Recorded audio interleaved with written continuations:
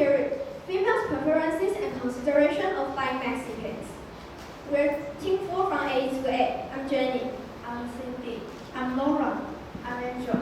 After the speech, you'll be able to know more about hygiene products, and we cover 6 points, including: first, introduction; second, motivation; literature review; method; findings; and the last one is conclusion. Introduction.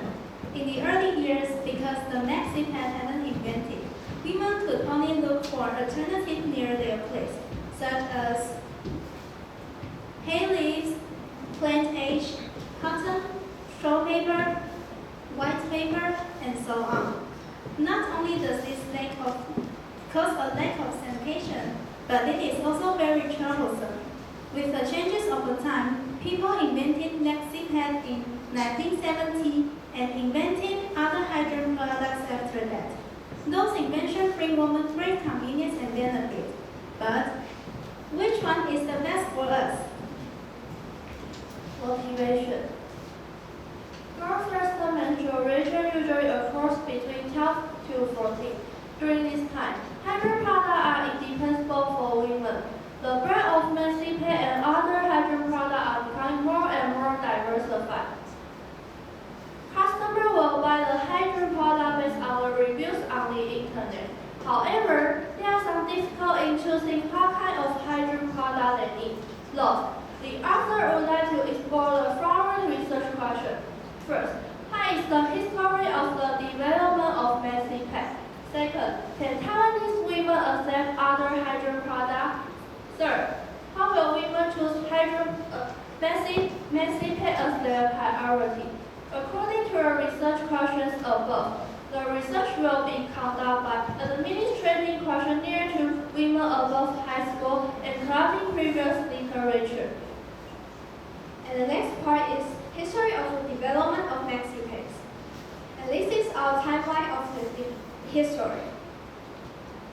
First, in the ancient times, women usually used local material to solve their physical problems. They used such as leaves, hay, and sponge in the sea.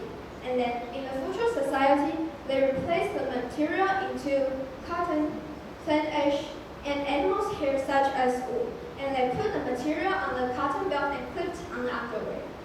And then, before the invention of paper making, most of the women used clothes as sanitary products.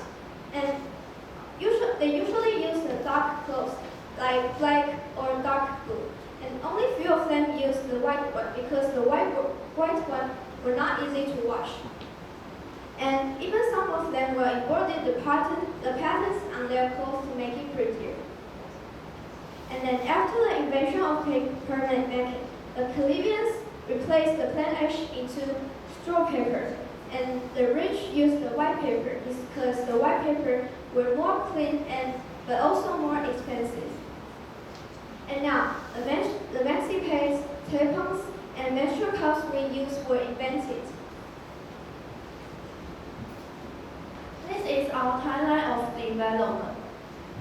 The early disposable Maxi pads were made from pump bandage by the French nurse, and commercial manufacturers borrowed this idea to make disposable Maxi pads available in 1888.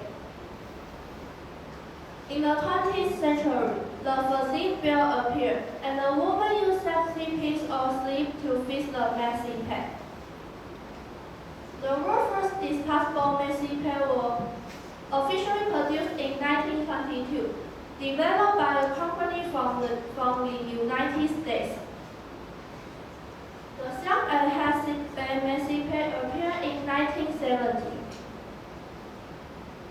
Sandwich and scented Maxi pad developed between 1989 to 1990. More and more types of Maxi pad have been produced to this day. Thanks to the invention of Maxi pad, the sanitary product provides women more choice, and they don't have to worry about health concerns or inconvenience of using.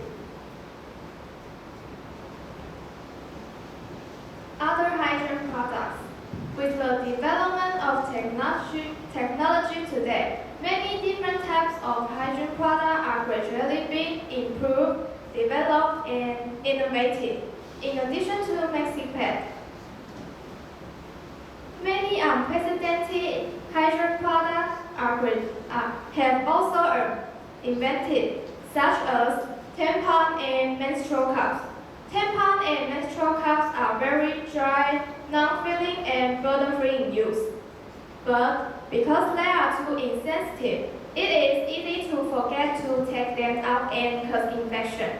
However, people who have used it feel that the tampon and menstrual cups are more comfortable and air permeability, and do not have even to worry about menstrual leakage, which is more convenient compared to Maxi pad. Factors into consideration. Modern hygiene products have become more and more diversified, and there are many competitors in the business world of Maxi pad. This has also caused merchants study how to let consumers prefer to buy their products. According to a survey on the internet, the following is how consumers consider their purchase priority. The first one, price. Whether the price is within a reasonable range. Second, brand. Choose a brand that public like. Third one, consideration. Consider the shape, package, and the materials of the Maxi pad. The fourth one is experience. Decide whether to buy based on the personal experience. And the last one is preference. Refer to the preference of the convenience of purchase. In addition, women believe that the belonging of Maxi pad is also important. Comfortable or not, breathable or not, easy to twist or not, and with or without wings. And the next part is our findings. The first question is, have you ever used any of the following brands of Maxi pads? Sophie and Cortex accounted for about 40% of the total. It can be seen that these two brands were used by most of our participants. And the next question is, which flavor of Maxi pad do you like or not? As you can see,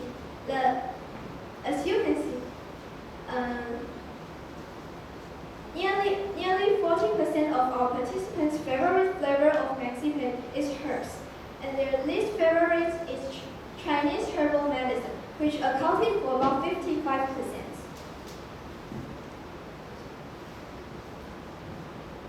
What's your consideration for buying Maxi pad? Among the price, brand, personal experience, friend recommendation, and whether there is a celebrity endorsement, the most respondents care about the personal experience, accounting for 70%. The least caring is celebrity endorsement, accounting for 80%. The next question is, have you ever used tampons and do you want to try using tampons? As you can see, the diagram shows that more than 93% of our participants have never used tampons before.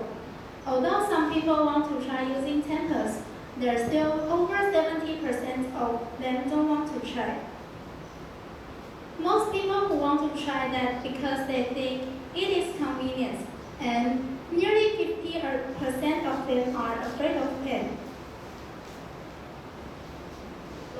The next question is, have you ever used menstrual cup, and do you want to try using menstrual cup? According to a paragraph, those people who have never used the menstrual cup are 100%. 90% of them do not want to try. The people who want to try new idea account are more than 60%. Those people who want to try are afraid of pain, trouble, and not clean. The next part is conclusion. The conclusion of the study shows that most Taiwanese women don't use menstrual cups and tampons. It's possible that we only heard about Maxi pad when we were young, and after growing, we got to know more about menstrual cups and tampons, but we are afraid to try on new things. And furthermore, the menstrual cups and tampons are intrusive hygiene products, and some of them afraid of pain, others afraid of trouble or unclean. women to try on more hydrogen products. Maybe we will find more suitable hydrogen products for ourselves. And in the future, more convenient hydrogen products may be invented to make women more comfortable. And this is our reference.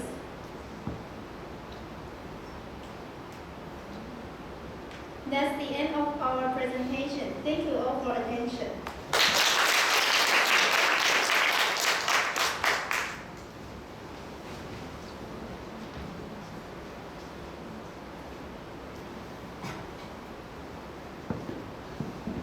You have used a lot of big words in your presentation, such as diversified, unprecedented. How much time have you invested in writing this report? For about 1 semester. Don't I think that words like unprecedented is included in the high school vocabulary range? So how do you get it done? Why did you choose these words like these? Our teacher suggests us to use the words more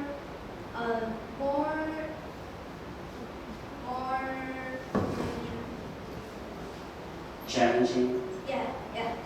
Because some words used too many times we think it's not too good. Good point. Thank you.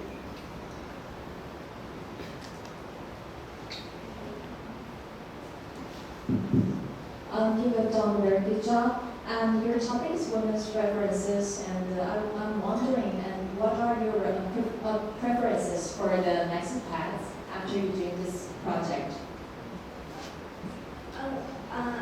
We prefer Maxi Pay because, like our conclusion, we often heard about Maxi Pays and the tables and menstrual cup. We afraid of pen and other reasons, so we're afraid to try other hydrogen products.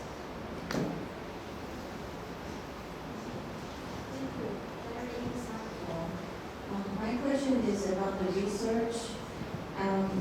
And you mentioned, if I remember correctly, you mentioned that your target group for the survey was high school and above. Did you try classifying your participants into different age groups to see whether they have different preferences? Actually, no. We didn't divide them into different